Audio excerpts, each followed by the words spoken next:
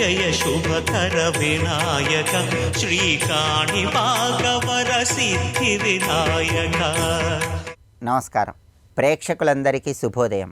ఈనాటి శుభయోగం శీర్షికన గణేష నవరాత్రుల్లో వచ్చే బుధవారం సందర్భంగా అన్ని విఘ్నాలను తొలగింపజేసుకోవటానికి విఘ్న గణపతిని ఏ విధంగా ఆరాధన చేయాలో, విఘ్న గణపతికి సంబంధించిన ధ్యాన శ్లోకం ఏంటో పరిశీలిద్దాం.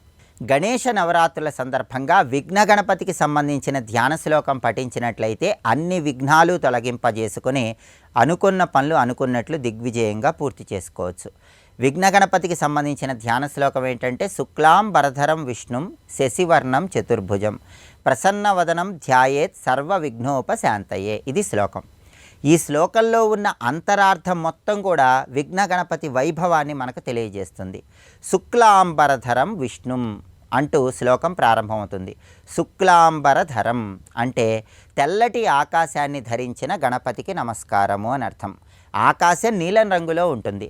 మరి తెల్లటి ఆకాశాన్ని ధరించిన గణపతికి నమస్కారం అంటే దీనిలో ఉన్న అంతరార్థాన్ని మనం పరిశీలిస్తే తైత్తిరీయ ఉపనిషత్తు ప్రకారం ఆత్మనా ఆకాశాత్ సమః ఆకాశాద్ వాయు వాయోరగ్ని అగ్నిరాపః ఆపః పృథివీ పృథివ్యాద్ ఓషద్ ఓషధ్యాత్ అన్నం అన్నాత్ పురుష అంటుంది తైత్తిరీయ ఉపనిషత్తు. అంటే ఏ అన్నమైతే మానవుల మనుగడకు కారణమవుతోందో ఆ అన్నం రావటానికి ప్రధానమైనటువంటి కారణం ఆకాశం.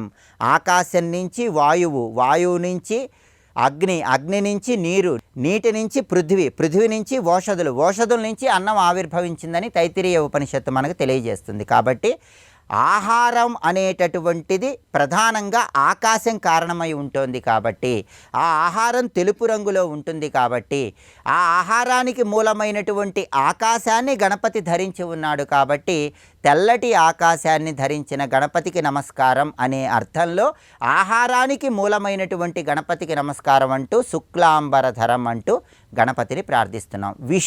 విష్ణుం అంటే ఇక్కడ సర్వవ్యాపకత్వాన్ని తెలియజేస్తుంది. గణపతి అంతటా వ్యాపించి విఘ్నాలను పోగొడుతున్నాడు కాబట్టి విష్ణుం అంటూ గణపతిని కీర్తిస్తున్నాం.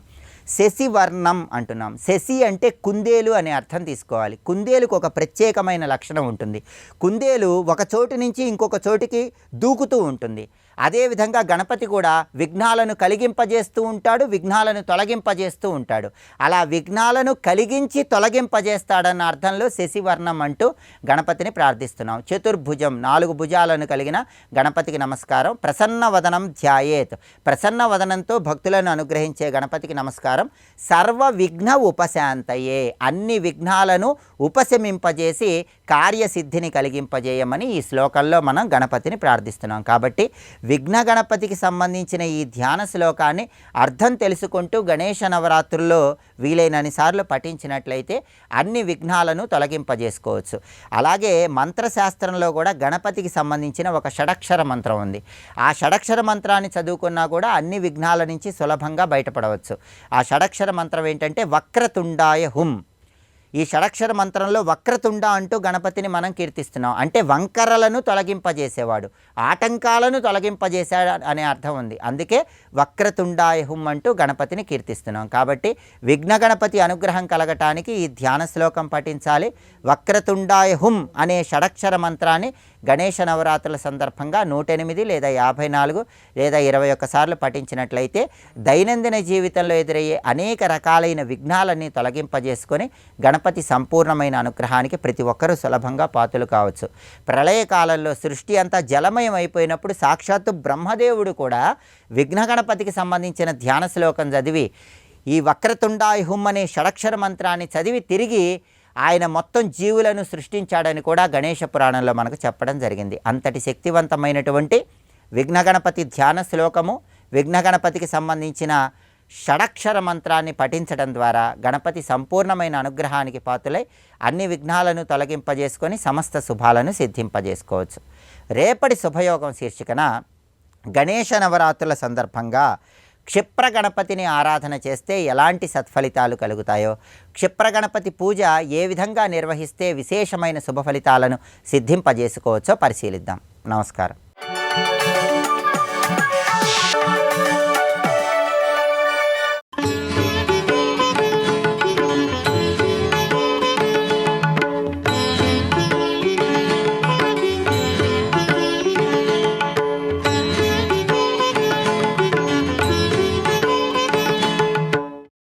ఆ పరబ్రహ్మమే నిర్గుణము సగుణము అని చెప్పబడుతూ సగుణ బ్రహ్మం వచ్చేటప్పటికల్లా ఇందాక చెప్పిన 6 భేదములు ఏర్పడ్డాయి. నిర్గుణ బ్రహ్మం మాత్రం ఒక్కటి. ఆ ఒక్కటి పొందడానికి 6 సహకరిస్తాయి. ఈ 6 ఏదో ఒకటి గట్టిగా పట్టుకుని మిగిలిన వాటి మీద భేద దృష్టి లేకుండా ఉపాసించాలి. ఇది ఒక్కటి తెలుసుకుంటే చాలు. మీరు విష్ణు పురాణం చదివినా ఈ విషయమే చెప్తాడు వ్యాసుడు, శివపురాణం చెప్పినా చెప్తాడు.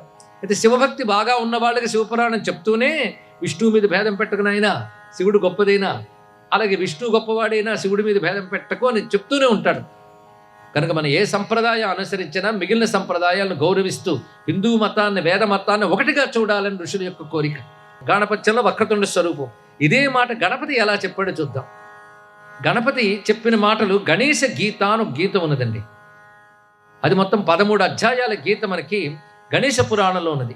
ఆ గణేశ గీతలో గణపతి స్వయంగా చెప్తున్నటువంటి బోధం ఉన్నది. అందులో ఆయన చెప్తున్న మాట గుర్తుపెట్టుకోవలసిన, ప్రతివారు గుర్తుపెట్టుకోవలసిన గణేశ బోధ: శివే విష్ణౌ చ శక్తౌ చ సూర్యే మయి నరాధిప యో అభేద బుద్ధైర్యోగ సమ్యగ్యోగో మతో మమ.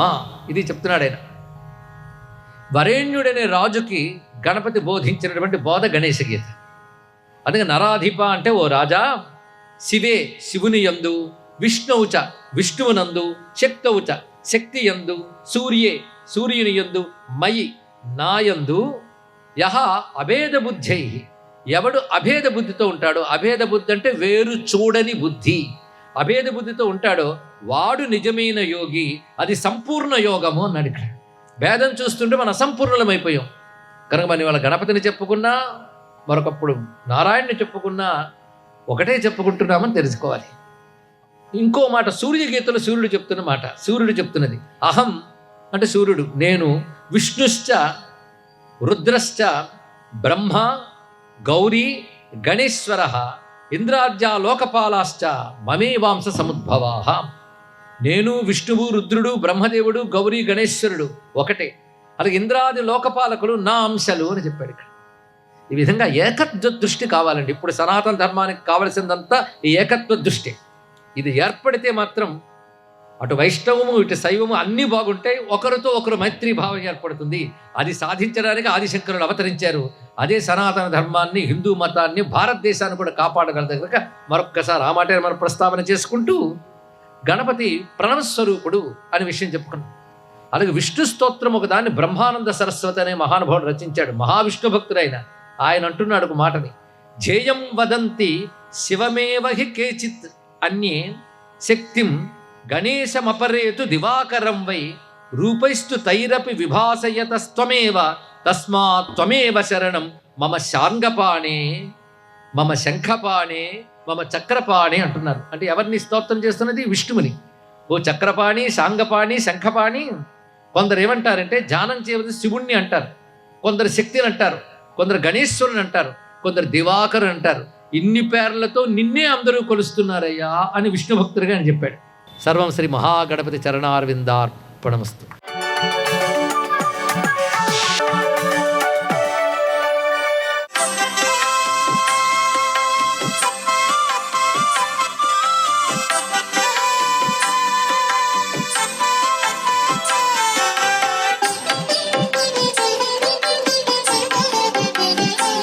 ఓం నమో వెంకటేశాయ, ఓం నమో నారాయణాయ,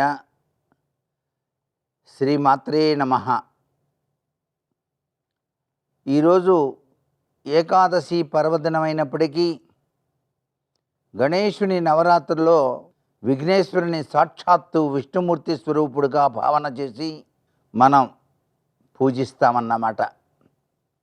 ఏకాదశి ప్రియుడు సాక్షాత్తు పరమాత్మ విష్ణుమూర్తి కాబట్టి ఇక్కడ గణేశుడు కూడాను విష్ణుమూర్తి తత్వంలో విరాజిల్లుతూ ఉంటాడు మన కళ్ళకు. కారణం శుక్లాం భరధరం విష్ణుం శశివర్ణం చతుర్భుజం ప్రసన్నవదనం ఝాయేత్ సర్వవిఘ్నోపశాంతయేత్ అని చెప్పేసి శ్లోకంలో వ్రాసినటువంటి విధి విధానాన్ని ఒక్కసారి పరిశీలన చేసుకుంటే తెలుస్తుంది. తెల్లని వస్త్రాలతో శోభిల్లేటువంటి విష్ణు స్వరూపుడుగా ఆ విఘ్నేశ్వరుణ్ణి మనం ధ్యానం చేసి స్వామికి వలసినటువంటి తీపి పిండి వంటలు నైవేద్యంగా సమర్పించి ఏకాదశి ఉపవాసాన్ని కూడాను ఆచరించినట్లయితే పరమాత్మ స్వరూపంతో స్వామివారు మనకి అనుగ్రహాన్ని ఇస్తాడు.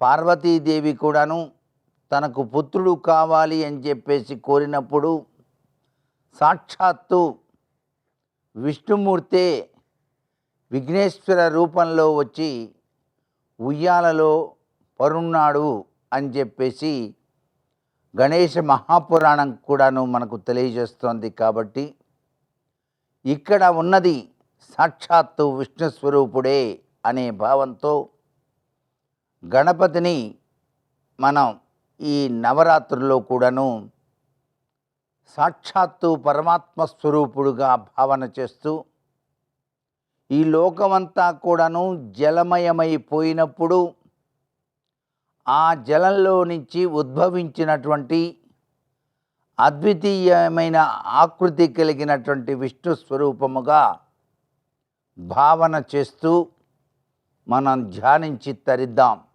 సర్వే జనా సుఖినో భవంతు.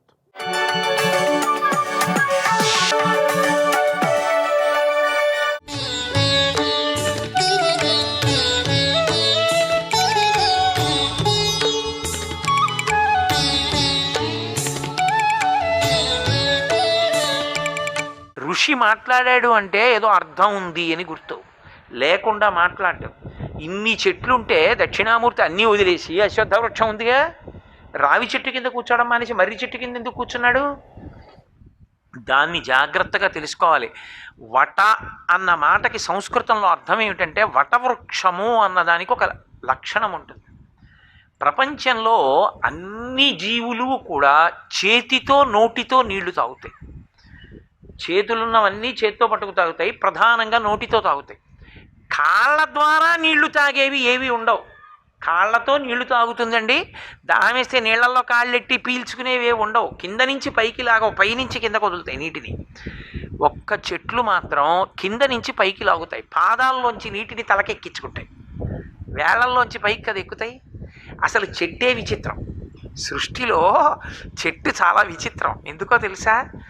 అది పాదాలతో నీళ్లు లాగుతుంది. పాదాలతో నీళ్లు లాగడం ఒక ఎత్తు అయితే ఎక్కడానికి ఉపయోగపడుతుంది. ఎత్తు ఎక్కడానికి ఉపయోగపడేది ఏదంటే లోకంలో తనంత తాను ఏర్పడింది చెట్టు ఒకటే. మీకు ఎప్పుడైనా దూరంగా ఉన్న చూడాలంటే సాధనము తనంత తానేదో తెలుసా? చెట్టే. మీరు అందుకే రామాయణం కానీ భారతం కానీ పరిశీలన చేస్తే నీళ్ళు ఎక్కడున్నాయిరా అన్నారనుకోండి, చెట్టెక్కి చూడంటారు. రాముడు లక్ష్మణస్వామితో అంటాడు, చెట్టెక్కి చూడు ఎక్కడుందో సరోవరం అంటాడు. చెట్టెక్కితే నీళ్లు కనపడతాయా? కనపడవచ్చు, కనపడకపోవచ్చు. దేన్ని బట్టి కనిపెడతారో తెలుసా? చెట్టు పక్షుల కాలవాలం. తడిరెక్కలు కలిగిన పక్షులు వస్తూ ఉంటే దాన్ని బట్టి ఆ దిక్కుగా సరోవరం ఉందని తెలుసుకుంటారు. కాబట్టి చెట్టు ఎక్కడానికి ఉపయోగపడుతుంది. పైకెక్కడానికి ఉపయోగపడే సాధనం ప్రపంచంలో తనంత తాను ఈశ్వర సృష్టిలో వచ్చింది చెట్టు. కింద నుంచి పైకి నీరు లాగుతుంది, అదొక ఎత్తు. వట అన్న శబ్దానికి అర్థం ఏమిటంటే ఎంత ఎండలోంచి వచ్చినా నీడనివ్వగలిగినది అయి ఉంటుంది. అలా ఎందుకు ఇస్తుందో తెలుసా? వటవృక్ష ఛాయ యందు విశ్రాంతి పొందినాడు అంటారు. బాటసారులందరూ మర్రి చెట్టు దగ్గరికి వెడితే సద్దెన్నపు మూట విప్పుకుని తింటారు. రావి చెట్టు కింద తినరు. ఎందుకో తెలుసా? రావి చెట్టు కింద తినకపోవడానికి ఒక కారణం ఉంది. రావి చెట్టు చప్పుడు ఎక్కువ చేస్తుంది. మీరు ఎప్పుడైనా చూడండి, చిన్న గాలి వేసింది అనుకోండి, మీరు ఏ వేప చెట్టు దగ్గర, కుంకుడి చెట్టు దగ్గర, మామిడి చెట్టు దగ్గర కళ్ళు మూసుకు కూర్చున్నారనుకోండి, గాలి వేస్తే పెద్ద చప్పుడు ఉండదు. రావి చెట్టు దగ్గర కూర్చోండి, తుఫాను వచ్చినట్టు ఉంటుంది. అంత గలగల గలగల కదులుతాయి ఆకులు. మర్రి చెట్టు ఉందనుకోండి, మర్రి చెట్టు ఇచ్చినంత నీడ ఇక ఏ చెట్టు ఇవ్వదు ప్రపంచంలో. ఒక్క మర్రి చెట్టుకే సాధ్యం. కారణం ఏమిటో తెలుసా? తన మూలాన్ని తానే కమ్ముకుంటుంది గుండ్రంగా. అది ఒక్క మర్రి చెట్టుకే శాఖా విస్తరణ. సర్వం శ్రీ ఉమామహేశ్వర పరబ్రహ్మార్పణమస్తు. స్వస్తి.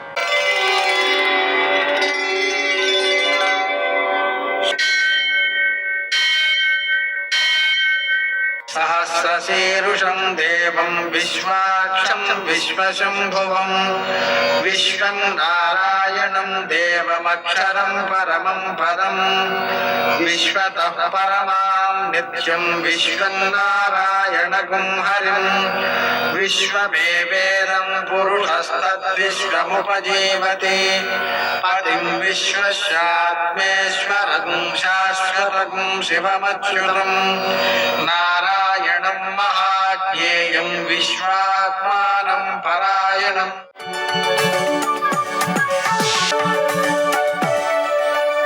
सूर्यशौर्यमथेन्दुरिन्द्रपदवी सन्मङ्गलं मङ्गलम् ఆపదామపహర్తారం దాతారం సర్వసంపదాం లోకాభిరామం శ్రీరామం మోక్షదంతం నమామ్యహం. నేటి కాలమాన విశేషాలను గమనిద్దాం. స్వస్తి శ్రీ చాంద్రమాన విశ్వావసనామ సంవత్సరం దక్షిణాయనం వర్ష ఋతువు భాద్రపద మాసం శుక్లపక్షం బుధవారం. సూర్యోదయం 6:06 సూర్యాస్తమయం 6:25. తిథి ఏకాదశి తెల్లవారుజామున 4:20 వరకు. నక్షత్రం పూర్వాషాఢ రాత్రి 11:04 వరకు. వర్జం ఉదయం 7:53 నుంచి 9:34 వరకు. దుర్ముహూర్తం మధ్యాహ్నం 11:51 నుంచి 12:40 వరకు. అమృతకాలం సాయంకాలం 6 నుంచి 7:41 వరకు. రాహుకాలం బుధవారం కాబట్టి మధ్యాహ్నం 12 నుంచి 1:30 వరకు. శుభప్రదమైన సమయం ఉదయం 10 గంటలకి. నేటి విశేషం బుధవారం, అలాగనే పరివర్తన ఏకాదశి. అంటే చాతుర్మాస్యాలు ప్రారంభమైన తరువాత 2 మాసాలైన తర్వాత ఈ ఏకాదశి నాడు విష్ణుమూర్తి పరివర్తన చెందుతాడు. అంటే ఒత్తిగిల్లుతాడు ఒకవైపు నుంచి మరోవైపుకి అని అర్థం. ఆ కారణంగా చాతుర్మాస్య వ్రతాన్ని ఆరంభించిన వారు ఇంతవరకు కూడా 2 మాసాల వరకు చేసి ఊరుకుంటుంటారు. కొంతమంది 4 మాసాలు చేస్తారు. అలా 2 పద్ధతులు ఉన్నాయన్నమాట. ఏకాదశి సందర్భంగా మనం ఉపవాస వ్రతాన్ని ఆచరించడం, జాగరణం చేయడం, రోజంతా భగవన్నామం చేయడం, ఇవన్నీ కూడా అత్యంత సత్ఫలితాలను అందజేస్తాయి. బుధవారం కాబట్టి బాలరామాయణం పిల్లల చేత పారాయణ చేయించడం, హయగ్రీవునికి పూజ చేయించడం, జపం చేయించడం ద్వారా విద్యార్థులలో విద్యాశక్తి సల్లక్షణాలు వృద్ధి చెందుతాయి. నేటి ఆణిముత్యాలు.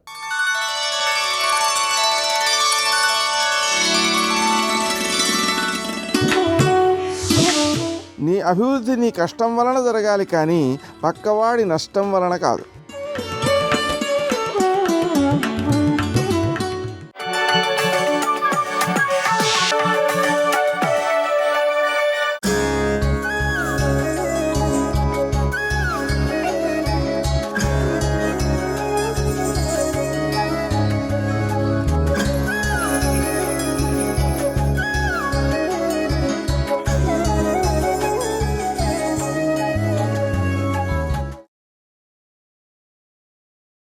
శ్రీహరి సంకల్పం వల్ల ముల్లోకాలు ఏర్పడటాన్ని మహాపుష్కర సంభవము అని పురాణవేత్తలు వ్యవహరిస్తూ ఉంటారు. పుష్కరము అంటే పద్మము. జనమేజయ, శ్రీహరి సంకల్పం బలం వల్ల, ఆయన బలం వల్ల రూపుదిద్దుకున్న సృష్టి మొత్తం కలుపుకొని ఇలా ఒక పద్మాకారంగా రూపుదిద్దుకున్నది కనుకనే వేద రహస్యాలను, పురాణ రహస్యాలను తెలిసిన పెద్దలు తాము చేసే యజ్ఞాలలోని కొన్ని కుండాలను పద్మాకారంగా నిర్మిస్తూ ఉంటారు. మీరు వెళ్ళి చూడండి, తెలుస్తుంది. జనమేజయ, శ్రీహరి ప్రప్రథంగా సృష్టించిన బ్రహ్మదేవుడు సత్వగుణ ప్రధానుడు. ఎందుకంటే ఈయన జ్ఞానమూర్తి. అయితే ఈ సృష్టిలో రజస్తమో గుణాలు కూడా కనిపిస్తున్నాయి కదా. ఇవి ఎలా వచ్చాయి అంటే, వాటిని కూడా ప్రప్రథంలో శ్రీహరి సృష్టించి వాటిని సంహరించే విధానం కూడా తనే ఆచరించి చూపించాడు. అందుకు నిదర్శనంగా నీకు పూర్వం జరిగిన ఒక సన్నివేశాన్ని చెబుతాను, విను. బ్రహ్మదేవుడికి మొట్టమొదటి కల్పం అనగా మొట్టమొదటి పగలొచ్చింది. దానిలో ఆయన సృష్టి జరిగిపోయి మొదటి రాత్రికాలం వచ్చింది. అది కూడా గడిచిపోయి మళ్ళీ రెండవ పగలు ప్రారంభమైంది. దానిలో ప్రప్రథమ కృతయుగ సృష్టి జరుగుతూ ఉండగా ఒక విచిత్రం జరిగింది. అది కృతయుగం గనుక బ్రహ్మదేవుడు సత్వగుణ ప్రధానంగానే సృష్టి సాగిస్తున్నాడు. కానీ ఇంతలో బ్రహ్మదేవుడు ఉన్న కమలం చుట్టూ గల విశాల సముద్రంలో నుంచి మధువు అనే కొత్త రాక్షసుడు ఒకడు పుట్టుకొచ్చాడు. అతడు పుట్టిన కొద్దిసేపటికే అతనికి సహాయకుడుగా కైటభుడు అనే మరో రాక్షసుడు జన్మించాడు. వీరిద్దరూ కూడా రజస్తమో గుణాలకు సంకేతంగా మహాబలిష్టంగా పర్వతాకారంగా ఉన్నారు. వాళ్ళ గుణాలకు తగ్గట్టుగానే ఎర్రని నల్లని వస్త్రాలను ధరించి ఉన్నారు. వారు క్రూరమైన రాక్షస స్వభావంతో ఉగ్రమైన ఎర్రని కళ్ళతో అటు ఇటు చూసుకుంటూ ఆ అపార జలరాశిలో సంచరించసాగారు.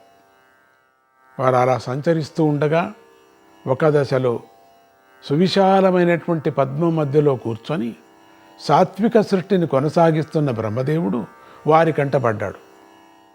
బ్రహ్మదేవుణ్ణి చూసేసరికి మధుకైటభులు ఇద్దరికీ ఏ కారణము లేకుండానే తీవ్రమైన వైరభావం పుట్టేసింది. వాళ్ళు ఉగ్రంగా అడుగులు వేసుకుంటూ బ్రహ్మదేవుడి దగ్గరికి వెళ్ళి ఇలా అన్నారు, ఏమయ్యా, ఈ మహాపద్మ మధ్యలో 4 శిరస్సులు పెట్టుకొని వాటిని తెల్లని తలపాగాలకు చుట్టుకొని సాత్విక సృష్టిని సాగిస్తున్నాడే, అసలు నువ్వెవరు సాగిస్తున్నావే, ఎవరు నువ్వు? మాలాంటి మహనీయులు వస్తే భయంతో వణికిపోక నీ పాటికి నువ్వు సృష్టి చేసుకోబోతున్నావే, ఎంత గర్వం నీకు? నీకంత ధైర్యం ఉంటే ముందుకురా, మాతో బాహుయుద్ధం చేయి. మేము మహావీరులం, అపార శక్తి సంపన్నులం, మా ముందు నువ్వేమి నిలబడతావు? అది సరే కానీ ఈ సృష్టి చేసే నిన్ను సృష్టించిందెవరు? నిన్ను ఈ సృష్టి చేయమని పురమాయించిందెవరు? నీకు అండగా ఉన్నటువంటి రక్షకులెవరు? నీ పేరేమిటి? ఈ వివరాలన్నీ చెప్పు అని అడిగారు. బ్రహ్మదేవుడు ఇలా సమాధానం చెప్పాడు, కహ అంటే పేరుతో సుప్రసిద్ధుడైన పరమాత్మ ఒకడున్నాడు, మీరెప్పుడూ వినలేదా? ఆయనే నన్ను సృష్టి చేశాడు. నేను మహాయోగ శక్తిశాలినని నన్ను చూస్తే మీకు అర్థం కావటం లేదా? ఎందుకు ఇలా మాట్లాడుతున్నారు అన్నాడు బ్రహ్మదేవుడు. ఇది విని మధుకైటభులు గర్వంగా ఇలా అన్నారు, నీ యోగం గురించి గొప్పగా చెప్పద్దు. ఈ లోకం మొత్తంలో మా ఇద్దరినీ మించినవాడు లేనేలేడు. మేము రజస్తమో గుణాల స్వరూపులము. రజోగుణ తమో గుణాలతో ఈ లోకం మొత్తాన్ని కప్పివేస్తూ ఉంటాం. అందుకే నీలాగా సత్వగుణాన్ని పట్టుకొని తపస్సాధనలు చేసేవారిని పీడించడమే మా పని. ధర్మ మార్గాన్ని అంటిపెట్టుకు ఉండేవారినే మేము ఏదో రకంగా వంచి మా వలలో వేసుకుంటూ ఉంటాం. దేహం అంటూ ఉన్నవాడెవడు మమ్మల్ని దాటిపోలేడు. మేము ప్రతి యుగంలోనూ ఏదో ఒక రూపంలో జన్మించి జీవులందరినీ మోహంలో పడేస్తూ ఉంటాం. చతుర్విధ పురుషార్థాల్లో అర్థకామాలు రెండూ మా ఆధీనంలోనే ఉంటాయి. వాటికి అనుకూలమైనటువంటి యజ్ఞాలు, వాటికి అవసరమైనటువంటి సాధన సామగ్రి కూడా మా ఆధీనంలోనే ఉంటాయి. సుఖము, సంతోషము, సంపదలు, భౌతిక అభివృద్ధి, దానికి కావలసిన ఉపాయాలు ఇవన్నీ ఎక్కడెక్కడ ఉంటాయో అక్కడ మేము ఉంటాం. వీటన్నిటినీ ఎవరు కోరుకుంటారో వారికి మేము వాటిని అందిస్తాం. అలాంటి శక్తిశాలులైన మాతో నీకు పోలిక ఏమిటి అన్నారు మధుకైటభులు. బ్రహ్మదేవుడు ఇలా బదులు పలికాడు, రజస్తమో గుణాలు నాకు పూర్తిగా తెలియనివి కావు. అయినా కూడా సమస్త లోకాలకు ఆది సృష్టికర్త, యోగవంతులు అందరిలోనూ ఉత్తమోత్తముడైనటువంటి ఆ పరమాత్మను నేను అవిచ్ఛిన్నంగా హృదయంలో ధరించి ఉన్నాను గనుక నేను సత్వగుణంలోనే స్థిరంగా నిలబడి ఉండి సద్గుణ ప్రధానంగా జీవనం నేను చేస్తున్నాను. ఈ జగత్ సృష్టికి కావలసిన త్రిగుణాత్మకాలైనటువంటి వస్తువులన్నీ నా దగ్గర ఉన్నాయి. ఈ 3 గుణాలను సృష్టించిన ఆదికర్త ఆ పరమాత్మే. నాలాంటి సాత్విక జీవులను, మీలాంటి అసాత్విక జీవులను సృష్టి చేసింది కూడా ఆ పరమాత్మే. సృష్టింపబడిన ఆ జీవులందరినీ తన వశంలో ఉంచుకునేటువంటి మహాశక్తిశాలి కూడా ఆ పరమాత్మే. అటువంటి ఆ పరమాత్మే మీరు కోరుకున్న యుద్ధాన్ని మీకు ప్రసాదించి మీతో యుద్ధం చేసి శాంతి కలిగిస్తాడు అన్నాడు. ఆ మాటలు విన్న మధుకైటబులు శ్రీహరిని వెతుక్కుంటూ ముందుకు వెళ్ళిపోయారు. వారు ఆ సముద్రంలో ముందుకు సాగేసరికి వారికి ఆ సముద్ర జలం మీద అనేక యోజనాల వైశాల్యం గల సుదీర్ఘ దేహంతో శయనించి జ్ఞాన సముద్రంలో ఉన్న శ్రీహరి పరమాత్మ కనిపించాడు. వాళ్ళిద్దరూ ఆయన దగ్గరికి వెళ్ళి ఇలా అన్నారు, దేవా, ఈ సమస్త సృష్టికి మూల కారణమైన పరమపురుషుడని నువ్వే అని మాకు తెలుసు. మమ్మల్ని ఇద్దరినీ కూడా సృష్టి చేసి నువ్వు మళ్ళీ యోగ నిద్రలోకి వెళ్ళిపోవాయని కూడా మాకు తెలుసు, వెళ్ళిపోయాయని చెప్పి. మేము ఇద్దరము ఇక్కడికి వచ్చిన కారణం ఏమిటో చెబుతాము విను. నువ్వు సర్వేశ్వరుడివి, నీ దర్శనం వ్యర్థం కాదని జ్ఞానులందరికీ తెలుసు. అందుకే మేమిద్దరము మీ ఎదుట నిలబడి ఒక కోరిక కోరాలనుకుంటున్నాం. దేవా, నువ్వు శత్రు సంహారకుడివి, ఇతరులకు జయింపశక్యము కాని వాడివి కూడా, జయించే సామర్థ్యం గల బలశాలివి, వ్యర్థం కాని వాక్కులు గలవాడివి. అందుకే నిన్ను వరం కోరాలని మేము అనుకుంటున్నాం. నీకు నమస్కారం, మాకు వరం వివు అన్నారు మధుకైటబులు. ఆ మాటలకు శ్రీహరి ఇలా బదులు చెప్పాడు, దానవులారా, మీకు ఏమి వరం కావాలో తేల్చి చెప్పండి. అది అలా ఉండగా నేను మీకు పూర్వమే సుదీర్ఘమైన ఆయుష్యాన్ని ప్రసాదించున్నాను కదా, మీరిప్పుడు అంతకన్నా అధికంగా ఆయుష్యం కావాలనే ఆలోచనలో ఉన్నట్టు కనిపిస్తుంది. కానీ నేను మీకు ఇచ్చినటువంటి ఆయుష్యంలో మీరు మంచి పనులు చేయకుండా బ్రహ్మదేవుణ్ణి బెదిరించడం వంటి పాపకృత్యాలు చేసి ఉన్నారు. దానికి మీరు ఫలితం అనుభవించవలసి ఉంటుంది. కనుక ఓ దానవులారా, మీరు త్వరలోనే నా చేతిలో మరణం పొందవలసింది అన్నాడు శ్రీహరి. అది విని మహాపరాక్రమ సంపన్నులు, జంకు అనేది ఎరగనేటువంటి వారు అయిన ఆ దానవులు శ్రీహరితో ఇలా అన్నారు, ప్రభు, మేము వరం కోరుతుంటే నీవు సమ్మరిస్తానంటున్నావు. నీ మాటకు తిరిగేముంది? అయినా నువ్వు మమ్మల్ని సమ్మరించదలుచుకుంటే ఇంతవరకు ఏ జీవి మరణించని ఎరుగని పవిత్రమైన ప్రదేశంలో మమ్మల్ని సమ్మరించు. ఓహో, ఇదొకటి కోరుకున్నారు. అంతేకాదు, మేము నీకు మళ్ళీ పుత్రులమై జన్మించేటట్లుగా వరం వివు అన్నారు. దానికి నారాయణ దేవుడు అంగీకరిస్తూ, దానవులారా, మీరు పై కల్పంలో నాకు పుత్రులై జన్మిస్తారు, ఇది సత్యం అంటూ వారిద్దరిని దగ్గరకు లాక్కొని ఇద్దరిని తన తొడల మీద పడుకోబెట్టుకొని తన చేతులతో బలంగా అదిమి చిదిమి సంహరించేశాడు. భూమి కాదు కదా, అది ఎక్కడా లేదు కదా ప్రదేశం, పరమాత్ముడి యొక్క తొడ కదా. ప్రహ్లాదుడి చరిత్ర జ్ఞాపకం వస్తుంది మాకందరికీ. ఆ విధంగా బ్రహ్మదేవుడి సృష్టి ప్రణాళికకు ఏర్పడిన అనూహిత విఘ్నాన్ని నారాయణదేవుడు సునాయాసంగా తొలగించి బ్రహ్మదేవుడి సృష్టి ప్రక్రియను మళ్ళీ ఊపిరి అందించాడు. ఆ తర్వాత బ్రహ్మదేవుడు తన సృష్టిని విశాలంగా విస్తరింపజేయదలుచుకొని దానికోసం తన 2 చేతులు పైకెత్తుకొని బహుదీర్ఘకాలం అతి తీవ్రమైనటువంటి తపస్సు చేశాడు. ఆ సమయంలో ఆయన సూర్యమండలంలాగా ప్రకాశించాడు. ఇది గమనించిన నారాయణ భగవానుడు తనలో నుంచి 2 క్రొత్త స్వరూపాలను సృష్టి చేశాడు. వాటిలో మొదటి దాని పేరు నారాయణ మహర్షి. ఈయన యోగాచార్యుడు. 2వ రూపం పేరు కపిల మహర్షి. ఈయన సాంఖ్యాచార్యుడు.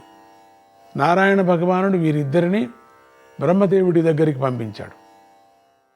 నారాయణ కపిలులు ఇద్దరూ తపస్సు చేస్తున్న బ్రహ్మ దగ్గరికి వెళ్ళి ఆయనను కొంచెం అభినందిస్తూ ఇలా బోధించారు, ఈ లోకం చాలా విస్తృతమైనది. అటువంటి ఈ లోకానికి నాయకుడు, గురువు ఈ బ్రహ్మే. ఈ సకల ప్రపంచానికి నిజమైన ఆత్మ ఈ బ్రహ్మే.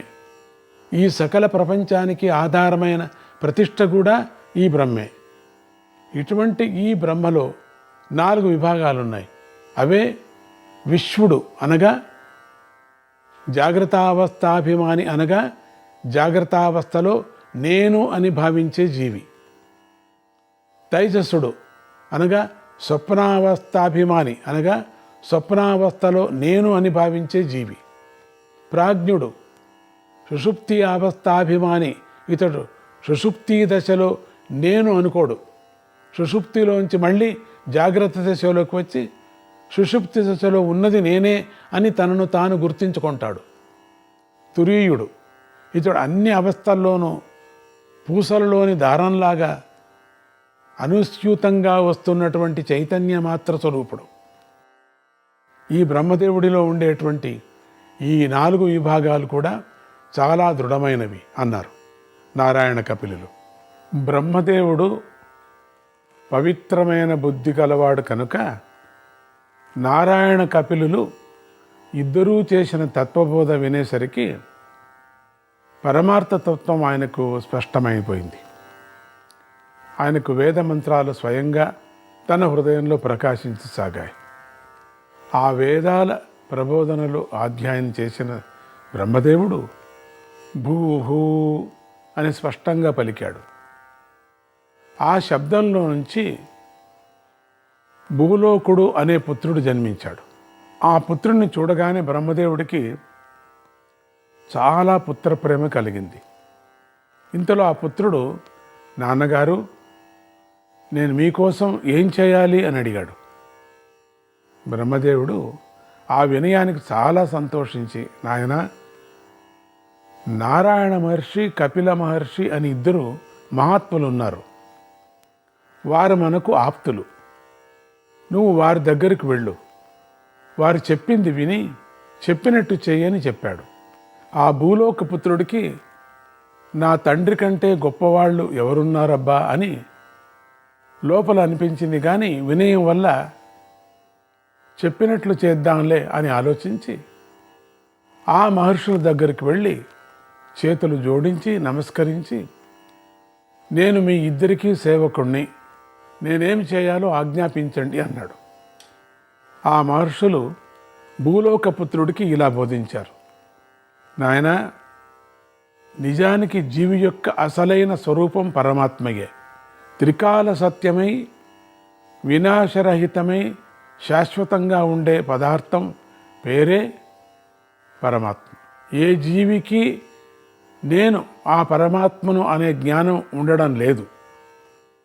దీనికి కారణం ఏమిటంటే, జన్మించిన ప్రతి జీవిని 18 రకాల పాశాలు ఆవరించి ఉంటాయి. వాటి వల్లనే జీవి అన్నవాడు తన యథార్థ స్వరూపాన్ని గ్రహించలేకపోతున్నాడు. మేము చెప్పిన ఈ 18 పాశాలలో 8 పాశాలను సాంఖ్యామతం వారు చెప్పారు. అవి ఇలా ఉన్నాయి. కర్మేంద్రియాలు 5, జ్ఞానేంద్రియాలు 5. అవే చర్మము, నేత్రాలు, చెవులు, నాలుక, ముక్కులు అనేవి. అంతఃకరణ చతుష్టయము ఇవే మనస్సు, బుద్ధి, చిత్తము, అహంకారం అనే 4. పంచప్రాణాలు 5. ప్రాణము, అపానము, వ్యానము, ఉదానము, సమానము అనేవి. పంచభూతాలు 5. ఇవే ఆకాశము, వాయువు, అగ్ని, జలము, భూమి అనేవి. కామము అంటే రకరకాల కోరికలు. కర్మము రకరకాల పనులు. అవిద్య అంటే అజ్ఞానము. ఇవి సాంఖ్యాచార్యులు చెప్పిన 8 పాశాలు. ఇక యోగాచార్యులు వీటినే కొద్దిగా మార్పు చేసి 10 పాశాలు అన్నారు. నారాయణ నారాయణ, హరే కృష్ణ.